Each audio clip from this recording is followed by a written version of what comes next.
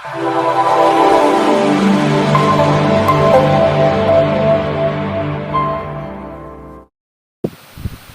আলাইকুম ভিউয়ার্স, আরেকটা ভিডিও নিয়ে আজকে আপনাদের মাঝে হাজির হলাম।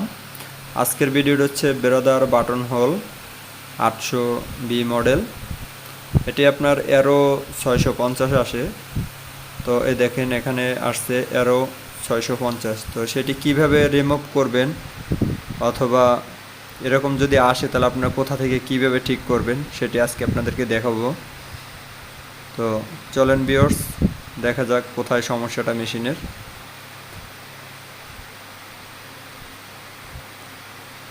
দেখেন এরও কিন্তু 650। দেখেন এখানে সলিনেটের ভিতরে একটা শেপ থাকে, যেটাকে আপনার এই কেলামটা যখন নাইফটা মারে তখন এটা সামনে পিছনে টান দেয়। যে আমরা হোল করি, হোল করার পর যে একটা নাইফ মেরে ছিদ্র হয়, সেই হোলটার জন্য এই সলিনেটের কাজ। তো সেই মাঝখান থেকে এই শেপটা ভেঙে গেছে, সেন্সরটা আপনার এখানে ঠিকভাবে কানেক্ট পায় না, মানে সলিনেট কাজ করে না, কারণ সলিনেটের মাঝখান থেকে শেপ নাই, ভেঙে গেছে। আর সে কারণেই আপনার এখানে কাটার এরো দেখাইতেছে। তো আমরা এটা খুলবো, চলেন ভিউয়ার্স। দেখেন খুলে বের করে নিয়ে আসলাম। এই দেখেন যেটা মাঝখান থেকে ভেঙে গেছে, যেখান থেকে এটা ভেঙে গেছে।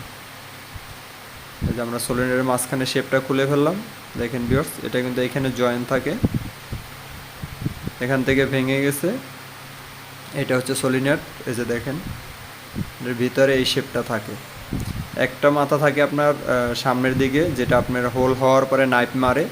আরেকটা থাকে পিছনে, এই যে কালো কেলামটা দেখতে পাচ্ছেন, এই যে আমার হাতে নিলাম, ওই যে দেখেন কালো কেলামটা, এটা থাকে পিছনে, যেটা সেন্সরের সাথে অ্যাডজাস্টিং।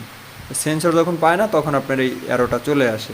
তো এটা আমরা চেঞ্জ করে দিলাম, দিয়ে অন্য একটা লাগালাম। দেখেন ভিউয়ার্স, একটু খেয়াল রাখবেন যখন এটা আপনারা ফিটিং করবেন, একদম পিছনে যে মোটরের দুইটা শেপ আছে, দুইটা এই যে রটের মতো, এই রটের সমান সমান আপনারা এই কেলামটা রাখবেন। তা না হলে কী হবে, আপনার নাইফ পড়বে না অথবা বেশি পড়বে। তো বেশি পড়লে সমস্যা, নাইফ নিচে বাজলে নাইফ ভেঙে যাবে। অথবা যদি আপনার এই যে এখানে একটা স্ক্রু আছে, এই যে 4 মিলি এলকি স্ক্রু, এইটা দিয়ে আপনি এই নাইফ অ্যাডজাস্টিংটা করবেন এবং কেলাম অ্যাডজাস্টিংটা করবেন। যতটুকু আপনার নাইফ সামনে পিছনে নেওয়ার দরকার সব আপনি এই 4 মিলি এলকিটা লুজ দিয়ে তারপরে করবেন। দেখেন ভিউয়ার্স, আমরা এই যে হোল করলাম।